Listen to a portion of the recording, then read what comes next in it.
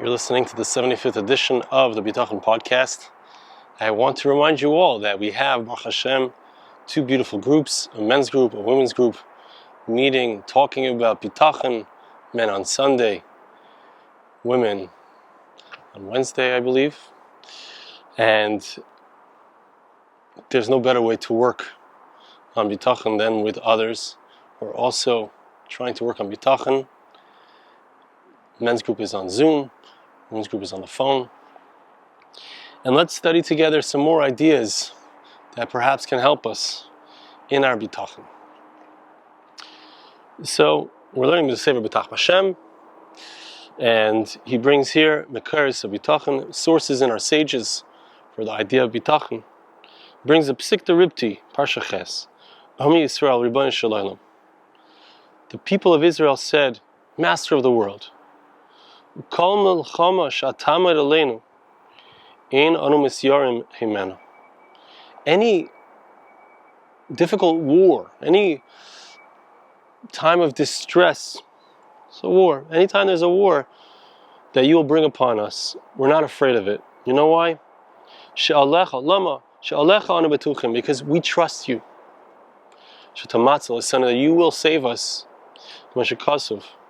As the pasuk says, "Im tachane alay machane lo yira libi."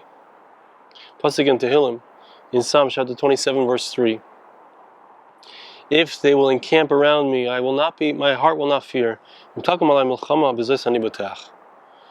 If they will fight against me, I trust in this.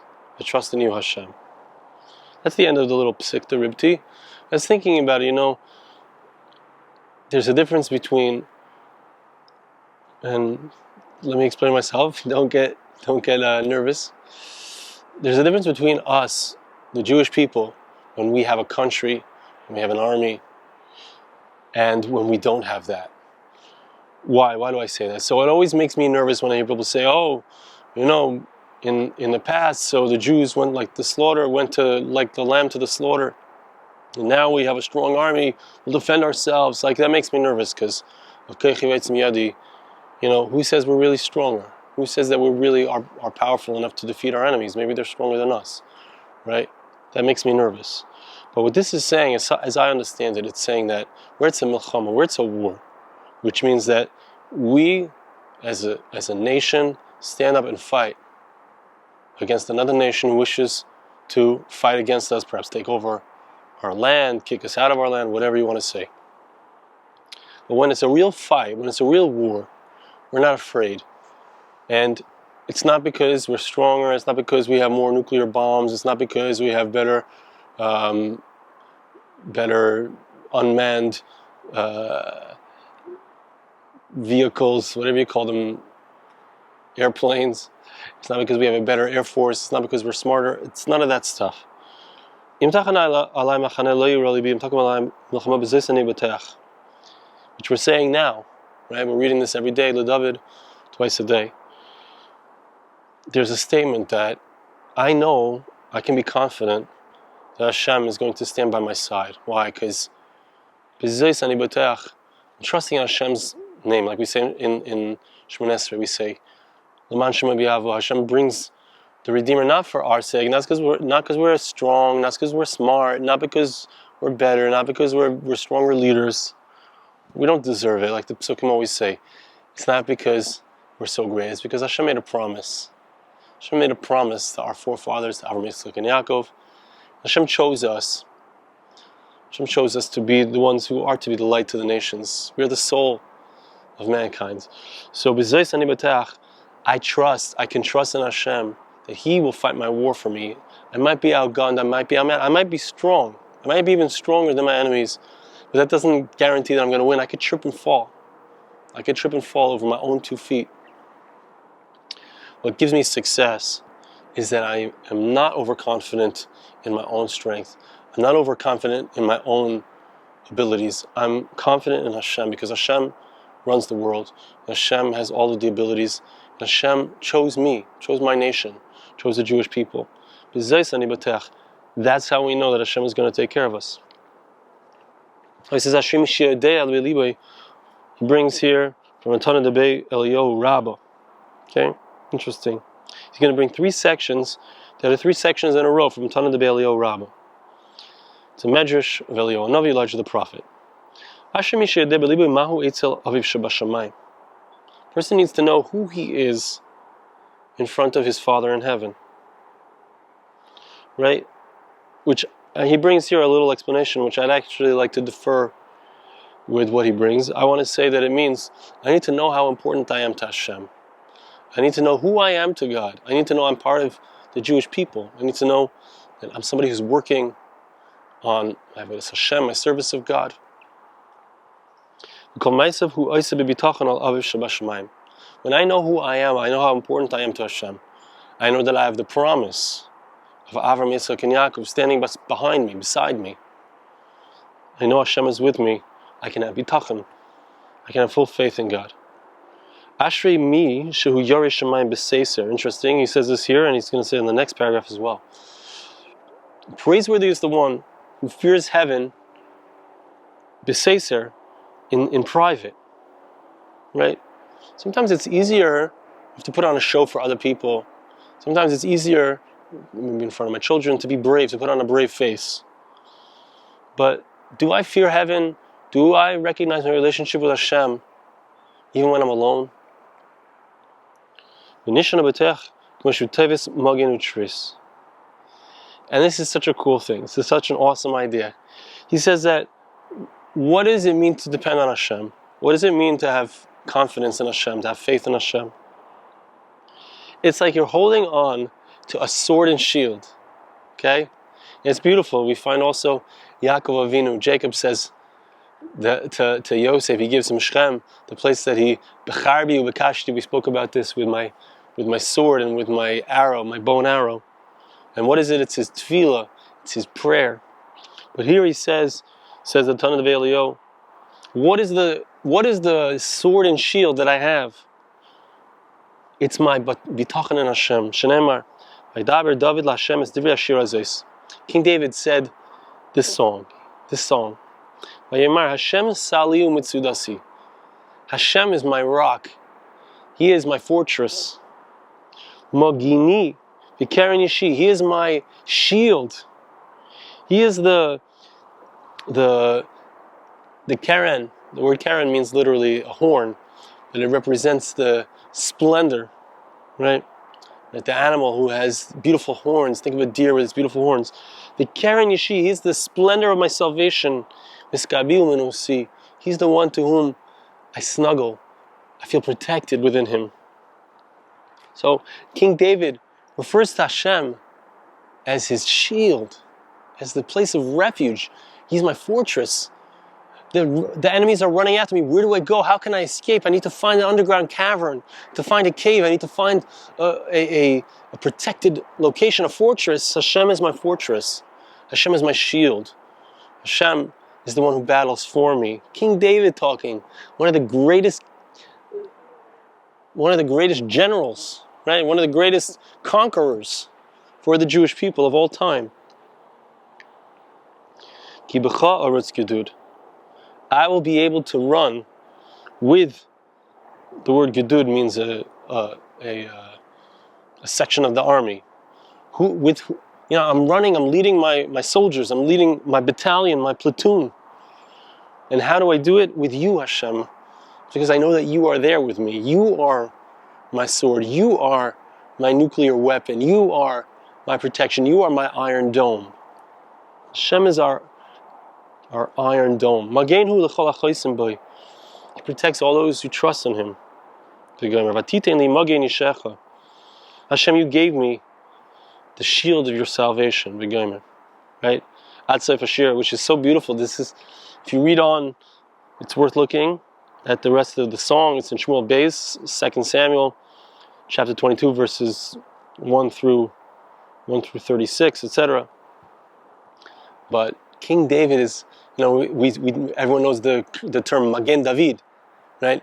The shield of David, right? It's a star. It's a star, 2 Ds, because David has 2 Ds. It's a delta, which is the Dalet. One this way, one that way. It looks like a star, Jewish star, Magen David. It's so beautiful. It's the Jewish star. The Jewish star represents Hashem is our shield. As King David said, Hashem is my shield, He is my protection. He is my secret weapon, my secret fortress in whom I can hide and find protection. So we need to know what our battle weapons are. We need to know where our battle protection comes from. Who is our Iron Dome? It's HaKadosh Baruch Hu, it's God Himself. When we have the right level of Bitachon. King David says, He protects all those who trust in Him. So beautiful. And then he quotes the next section of Tana de Belio.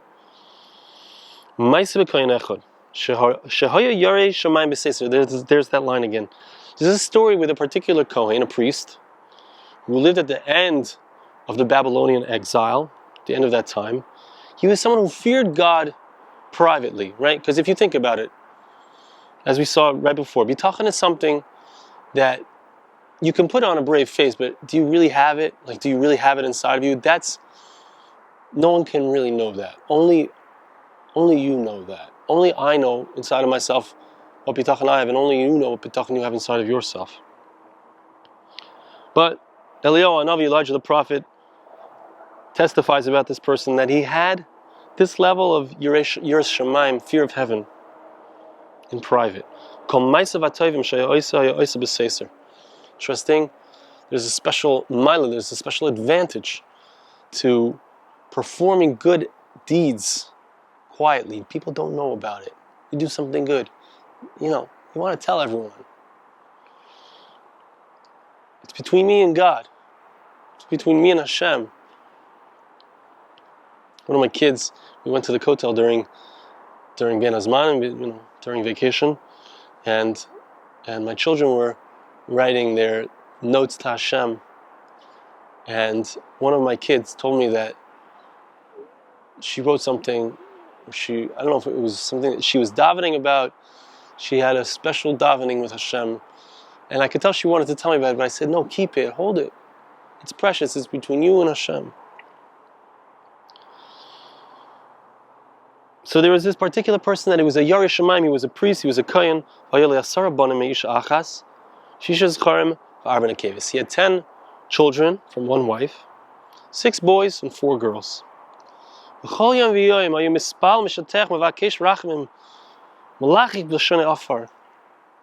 Every day he was praying, he was davening, he was bowing down, he was just asking Hashem endlessly that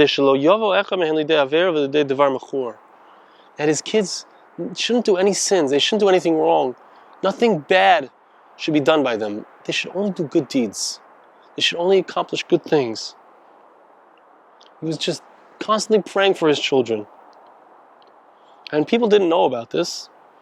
We can only find out about it from Elijah the prophet himself. Amru, or maybe we can figure it out from the results. Only a year, 2, 3, a few years passed, a very small amount of time. The Jewish people returned to Israel. You can imagine, euphoria, unbelievable. We're going back, rebuilding the temple, second Beis Hamikdash, the second temple. That priest was amongst those who returned to the land of Israel. Incredible time, unbelievable, awesome.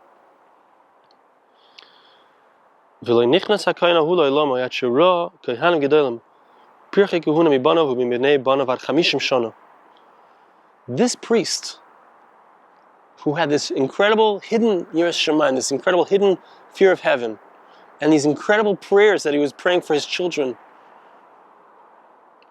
he had an awesome experience. His experience was that he watched as his children, his grandchildren, became the priests, the leaders of the Jewish people, the ones who brought the sacrifices in the temple. For 50 years he saw this. Incredible thing.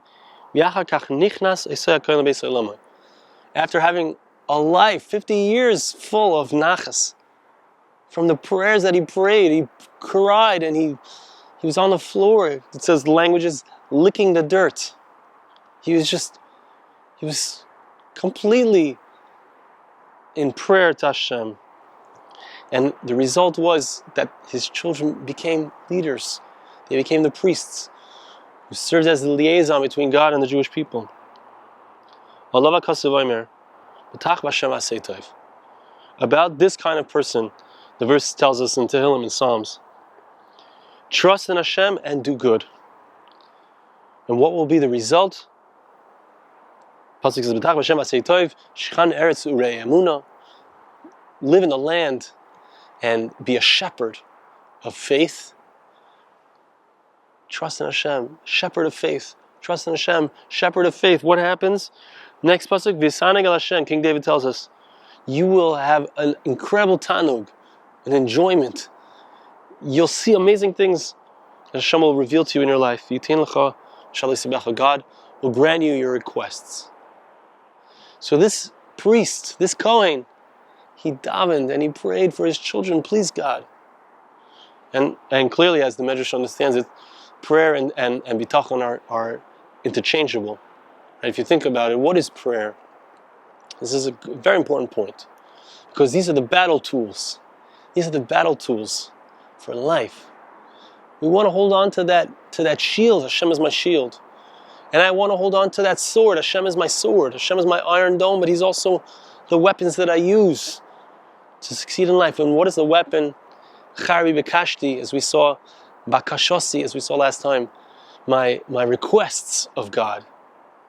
Not last time, the previous time I think it was.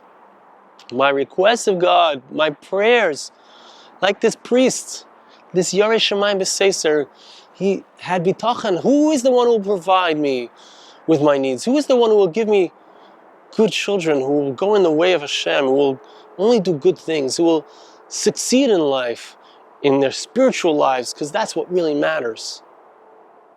Who is the one who can provide that success? It's Hashem. It's only Hashem. That's the one who gives the success. That's where the success comes from. Another prayer, another supplication, another quiet by myself, alone, in my tefillah, in my prayer, in my house, in my room, by the candles. Another prayer for my children that they should succeed. Who's the one who gives them success? It's Hashem. There's a story I'm sure I've told. Heard from my Rosh Hashiva, Rabbi Peretz Zon. Excited to be hearing new things from him. Hashem, he's giving shiurim. And I heard from him once that he spoke about how his sister, Allah HaShalom, Rebbetzin Tendler, she had a beautiful family, I think 10 or 11 children. All of them are from mashpiyim, powerful people, powerful forces for good in their communities. When she had her second or third child, she said to her mother, this is Rebbetzin Per, Rabbi Per's mother. Rabbi Per's sister said to her mother, I can't do it, it's too much, it's so many kids, 3 kids. How can I do it? And she said to her mother said to her, she said, it's not your job to do it, you're just a junior partner. Hashem, there's 3 partners in a child. The mother, the father, and Hashem provides the soul. It's Hashem's job. You can sit back and relax. You're just the junior partner. Let the main partner do his job. The way we do our job is through prayer. The way we do our job is by trusting in Hashem is the one who's going to do it for us, who has done it for us, who will always do it for us. He's doing it for us now. He is our shield. He is our iron dome. He is the one who will fight our battles. It could be that we're strong, it could be that we're not. But it doesn't matter. I'm sure